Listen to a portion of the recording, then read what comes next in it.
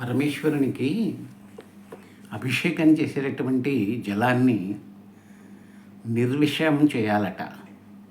అంటే విషహారిణి అయినటువంటి జలాన్ని నిర్విషహారిణిగా తయారు చేయాలట. అలా చేయడానికి మనం ఉపయోగించవలసినటువంటి మంత్రాలు, ముద్రలు ఏమిటయా అంటే, మొట్టమొదటిది విషహరణ మంత్రము అనేటటువంటిది.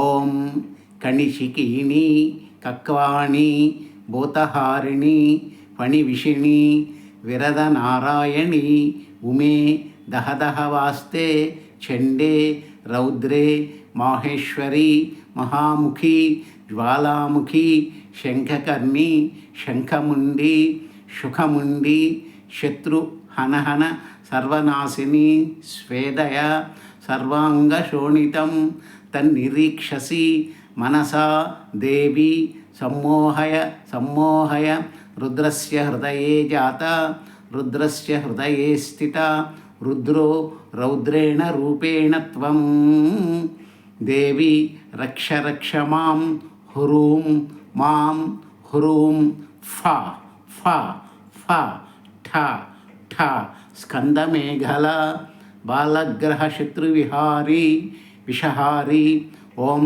శావే మావే హర హర విషోంకారరహి విషవేషే హాం హాం శవరిహం శబరి అకౌళదేహేతే సర్వే వించ మేఘమాలే సర్వనాగాది విషహరణం అని చేయాలటండి. లేకపోతే మృత్యుంజయ మంత్రాన్ని ఓం త్రంబకం యజామహే సుగంధిం పుష్టివర్ధనం ఉర్వారుహ ఇవ బంధనాత్ మృత్యోముక్షీయమామృతాత్ అనేటటువంటి మంత్రం ద్వారా విషహరణం చేయడం అనేటటువంటిది చేయాలట. అలా విషహరణం చేయడానికి తీసుకొచ్చినటువంటి జలాన్ని కలశంతో తెస్తాం కదండి. ఆ కలశాన్ని కలశంతో చిచ్చినటువంటి ఆ జలం మీద మనం గరుడ ముద్ర వేసి జలాన్ని ప్రక్షాళన చేయాలట. ఆ గరుడ ముద్ర వేసినటువంటి సమయంలో ఈ మంత్రోచ్చారణ 2 మంత్రాలను మనం పఠించడం అనేటటువంటిది చేయాలంట.